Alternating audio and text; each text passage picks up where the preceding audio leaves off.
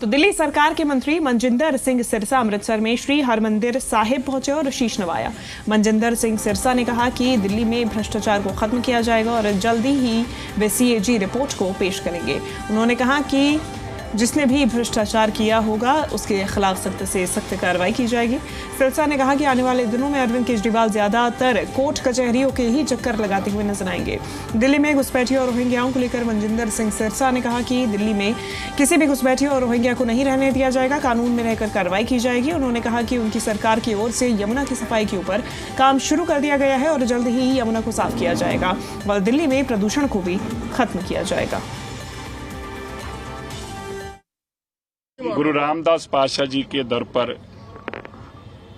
धन्यवाद करने के लिए आया हूं और परमात्मा से ये विनती करने के लिए आया हूं, परमात्मा हमें ताकत दे, हमें क्षमता दे काम करने की।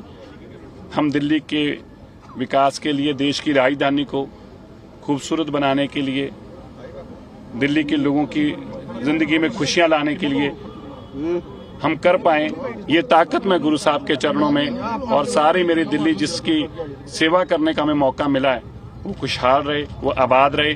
उसके लिए दिल्ली के श्री दरबार साहब में आकर, गोल्डन टेम्पल श्री हरमंदिर साहब में आकर अरदास करने आया हूँ। दिल्ली के नए कैबिनेट मंत्री मनजिंदर सिंह सिरसा अमृतसर पहुंचे, बातचीत करते सर। पहले तो सर अमृतसर पहुंचे, श्री दरबार साहब गुरु जी का आशीर्वाद, क्या कुछ कहना चाहिए? गुरु रामदास पातशाह जी के स्थान पे श्री दरबार साहब पहुंचे हैं शुक्राना करने के लिए, जो हमें गुरु साहब ने कृपा की है और हमें गुरु साहब ताकत दे। गुरु ग्रंथ साहिब महाराज जी के चरणों में अरदास की है दिल्ली के भले के लिए, सरबत के भले की, और हमारी सारी कैबिनेट को ताकत मिले कि हम दिल्ली के मसलों को जो मोदी जी कमिटमेंट करके आए हैं उन सभी बातों को पूरा कर सके और दिल्ली को दोबारा से आबाद कर सके। जी, भ्रष्टाचार एक काफी बड़ा मुद्दा रहा है, कौन सी लगता है कि विभाग की जांच की जाएगी दिल्ली में? अभी आने वाले दिनों में बहुत सारा आप देखेंगे। अभी सबसे पहले तो कैग की रिपोर्ट रखी जाएगी, उसके बाद कैग की रिपोर्ट में बहुत सारे घोटाले हैं। पिछले 3 साल से उन्होंने उस रिपोर्ट को दबा के रखा था। शराब सप्लाई का भी उसमें घोटाला दिख रहा है।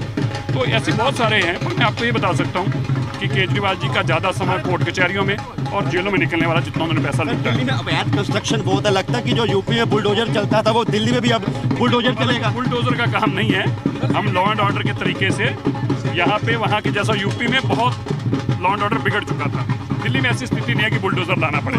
जमुना और सर दिल्ली में गंदगी काफी है, केजरीवाल की तरफ से वादा किया जमुना को साफ करेंगे, आप सर क्या कुछ कहना चाहेंगे? अभी यमुना पे मैंने काम शुरू कर दिया है, हवा और पानी साफ देना ये सबसे पहले हमारा कर्तव्य है। केजरीवाल कुछ कहना चाहेंगे? नहीं, केजरीवाल जी को 12 साल से जो पंजाब का, पंजाबियत का और सिखों का हक छीना था, मैं धन्यवाद करता हूँ कि वो हक मोदी जी ने हमें वापस भी दिया है।